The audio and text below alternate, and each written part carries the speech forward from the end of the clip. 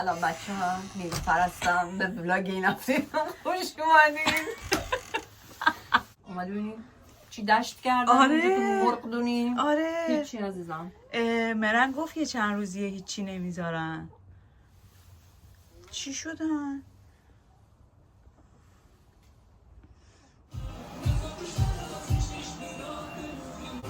بچه ها نسترن من نمیدونم با این کیه دقیقا نسترن بایست گوش کن. خواهش میکنم. چند وقت پیش منم داشتم همینو میگفتم که من تازه بعد از این همه عمر تازه با موی آشنا شدم و مثلا دارم لذت میبرم از آهنگش. نسترنم تازه. بله چرا؟ نمیدونم. اصلا نمیدونم چرا ما تو بچگی موی پخش مویی محستی چرا با مستی آرزی داشتیم؟ آهیده آره. من اومدم خونه خواهرم استراحت کنم. میبینید که خودت گفتی غذا ایرانی میخوای. بچه ها من پلنم واسه شما اجازه تای بده. فود بود. اجازه بده. نه او خربار تای فود ایندین. نه من گفتم چیز بهش بود زرش پلو با مرغ. من زرش پلو با مرغ میخواستم ولی مثلا کیلو زرش داره که خونه اوپا اومده تو یخچال فریزر دیگه قطعا نداریم زرش. پس شد چی؟ پلو با مرغ. اخ چه شود. بذار یکم بریم جلو بعد.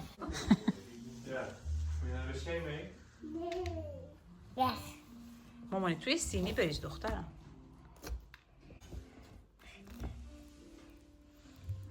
آفرین Nos va a pocati, mamá. آفرین. Ja, ju mer det gör sig. خسته شد؟ آره. Jag får åka med nej. من تو اینجا پیش رفتم. یه چشی به خدا یه چشی خوبه. Morgen morgon papi.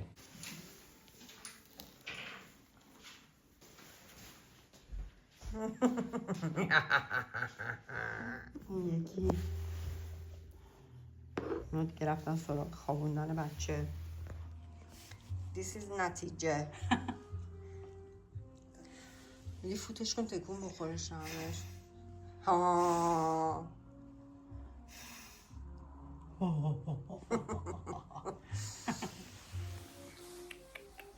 من امروز ساعت 4 صبح بیدار شدم. میخواستم با قطار ساعت 6 بیام مثل همیشه. 4 ساعت من تو قطار بودم و 4 تا قطار عوض کردم.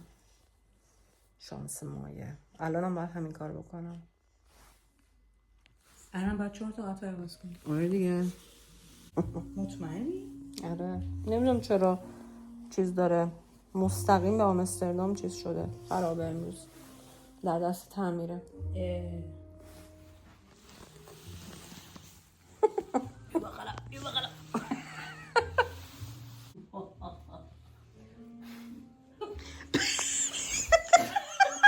میخواستم ترسناکش کنم. تو چرا خاموشش کردی؟ میتونه دهنش بزنی. آره بابا اینجوری چیز کار نمیکنه فندکه. آره یکم مشکل کار. خیلی دلم می‌خواست ببینم می عکس العملش چیه. آره اینم برو کنار. عزیزم. این خنده‌ای خیلی بانمک شد. آره. فردا شب غروب که شد قبل از اینکه بخوابه 1-2 ساعت قبل از اینکه بخوابه بهش نشون میدم. درست من قبل از خوابش میدید ولی من نیستم. خیلی هیجانی میشه. عزیزم آره. وقتی که میخواد بره بخوابه میاد منو بوس میکنه میگه تا هفته دیگه. فکر نمیگم انقدر بامزه بشن. بچه‌ها یه چیزی بهتون نشون بدم. چوب لباسی اندک ادامه داره. من حال ندارم بلند شم. این چیز کوله پشتی کاپشن نفس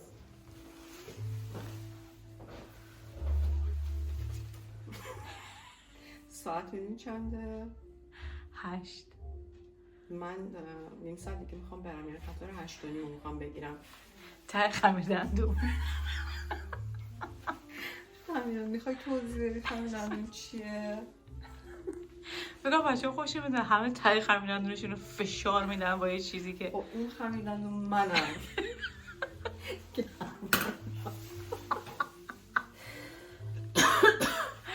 از اولی که میام نصر خیلی آروم من یه فشار میدم، چند تا کار انجام میدم.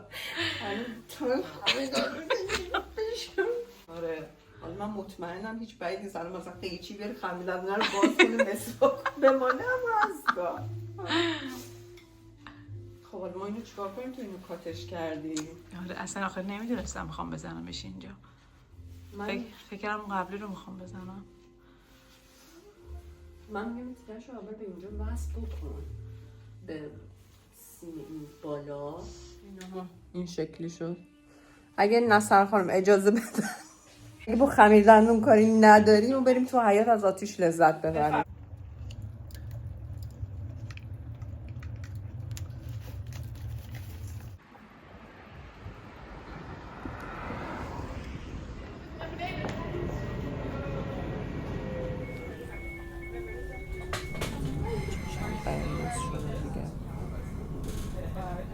ولی هنوز نرسیدم. 40 دقیقه دیگه مونده. 40 دقیقه.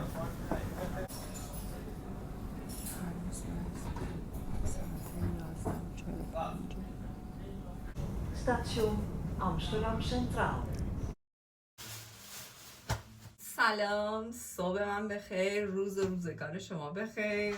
بچه‌ها دیشب که رسیدم خونه باورم نمیشد که اون کابوس تموم شده.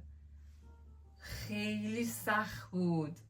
اصلا کلا این هفته که گذشت من هفته خیلی سختی رو گذروندم. خیلی قرارای مختلف داشتم، چه حالا کاری چه دکتر. واقعا به فشار میمد. یه روزش بین دوتا چیز اومدم خونه گریه کردم، رفتم سراغ بعدی. برای قرارای پزشکی خیلی برام سواله. همه که میرن دکتر و اینا قشنگ میفهمن دکتر چی میگه، چون من اصلا نمیفهمیدم. حالا این دفعه که بیشتر، ولی دفعات پیش هم همینطوره. هر بار که مثلا راجع به یه دارویی چیزی صحبت میکنه من بهش میگم لطفاً تمام اطلاعاتشو بده برام پرینت کن که من بتونم بعدا خودم بخونم ببینم چه جوریه. تو بگی نمیفهمم، فقط عوارض جانبیش مثلا مرگ نباشه. خلاصه اینطوری خیلی هفته سختی بود. الان که دارم با تو صحبت میکنم خواب رفتم خرید، یعنی باید میرفتم خرید چون هیچی تو خونه ندارم. بیرونم هوای آفتاب میشه و ابری میشه و بسیار قشنگه. درجه هوا اونقدر سرد نیست به نظرم امسال. حتما براتون سوال شده که این چیه؟ این یه پلاستیکیه که من از اینجا آویزون کردم که شما اون رو نبینید چون هنوز آماده نشده. خود کابینت رنگ شد، همیشه خوب پیش رفت. اینا چیزایی توش هم دیگه خیلی خوب گذاشتم. دیوارش هم رنگ کردم، مثلا مبلا رو برگردوندم سر جاش. همیشه وقتی میخوام یه چیزی توی ولاگ بذارم، اگه ولاگو آپلود کنم انگاری که فکر میکنم اون کار تموم شده، در حالی که نشده. مثلا همین آشپزخونه‌ام خیلی کار ریز ریز داره. نمیدونم حالا واقعا چون خسته شده بودم انجامش ندادم یا چی، ولی آره تا اینو تموم نکرده رفتم سراغ اون یکی. به خاطر همین گفتم که میذارم که اون مثلا اکسسوری‌ها و این چیزاش هم بذارم بعد بهتون نشون بدم. هرچند که یکی دو تا از اکسسوریایی که یه دونه‌اش خیلی دیرتر میاد، یعنی مثلا مثل که باید بسازن و این حرفا، یعنی آینه است اون چیزی که میخوام، چون عرض خیلی زیاد میخوام باشه. خیلی زیاده منظورم بالای 100 سانته. خلاصه اینکه اینو من کشیدم اینجا که هفته دیگه ببینید. وای خدا چقدر خستم. خدای من.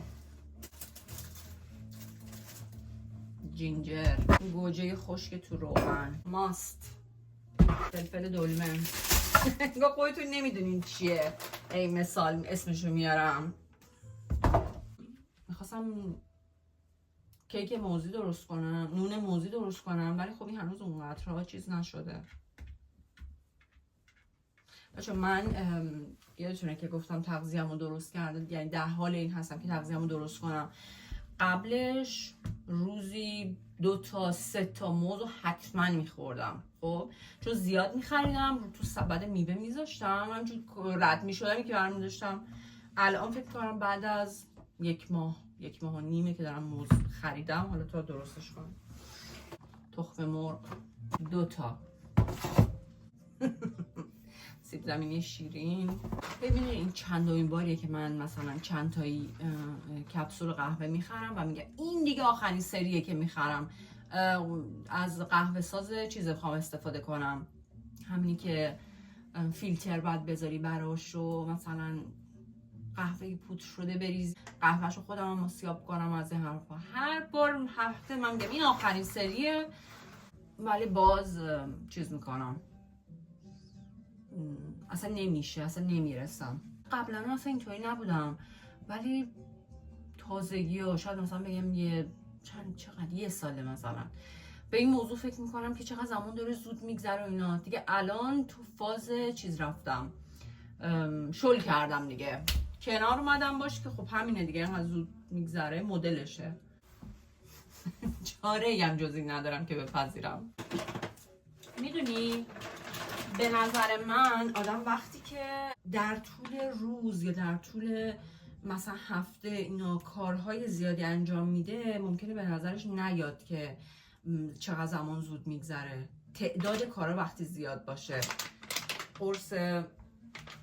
قرص ماشین بو میده، باید بزنمش جایی دیگه.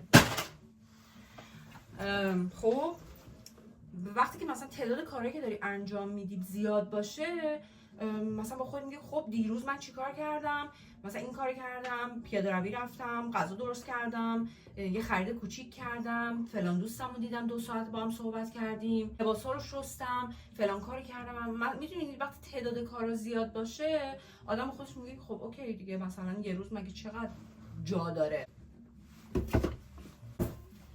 برای لباسشویی نداشتم، اینا دیگه تموم شده بود. این هم خیلی بو میده. خلاصه حرفم اینه که باید به کارهای کوچیک کوچیکی که میکنیم ارج بنهیم. غذا درست کردن، خرید کردن، نمیدونم جارو کردن، مسواک زدن، اینا رو هم باید آدم تو ذهنش داشته باشه. نظر شما چیه؟ بیرون انقدر قشنگ شده. بعد جالبه که مثلا هر چیز که میریم، هر بار که بیرون میریم مثلا واقعا متوجه میشه که این درخته مثلا دیروز یه رنگ دیگه بود الان یه رنگ دیگه شده. خیلی خوشگله. چقدر قشنگ ریخته رو زمین. تو حالت عادی این پرده همیشه بالاه، این پنجره خیلی بزرگ و قشنگه، ولی خب متاسفانه باید موقع فیلم گرفتن بسته باشه دیگه. این چیزه، این پنجره معلوم میکنه باد میاد. کاش من این پنجره رو تمیز کنم، 2 دونه برگ لااقل روش ببینم. آره خلاصه که این هفته به من خیلی سخت گذشت، ولی این دلیل نمیشه که من نیام اینجا روزای 1 شنبه و شما رو نبینم و باتون صحبت نکنم.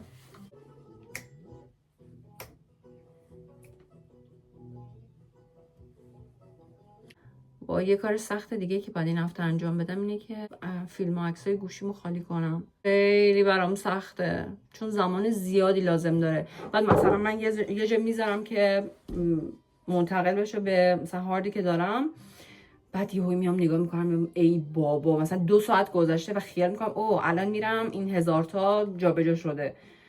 یهو میبینم وای یه جا گیر کرده، اصلا هیچی به هیچی. فکر کنم الان همه جا چیز دیگه، هوای خوبی داشته باشه، خیلی کیف میده بری بیرون ولی بعدش بری خونه. من همیشه دوست دارم مثلا برم بیرون که سریع برگردم خونه و اون وقت از تو خونه بودن لذت ببرم، یا دوست دارم آرایش کنم یا پاکش کنم. یعنی مرحله پاک کردن آرایش در همین حدی که از من میبینیدم برای من انقدر لذت بخشه. واقعا بریم بیرون حالمون خیلی بهتر میشه. بزنیم بیرون. اگه اهل بیرون رفتن باشی خب به بیرون بودن و گشتن ادامه بده، اما اگه اهل خونه هستی زودم برگرد خونه کیفتو بکن. من که امروز واقعا فقط نهایتا بتونم 1 ساعت راه برم. مرسی از اینکه ولاگ این هفته رو تماشا کردید. مثل همیشه آرزو میکنم راه زندگیتون مثل دلتون صاف و پرنور باشه. به زودی میبینمتون.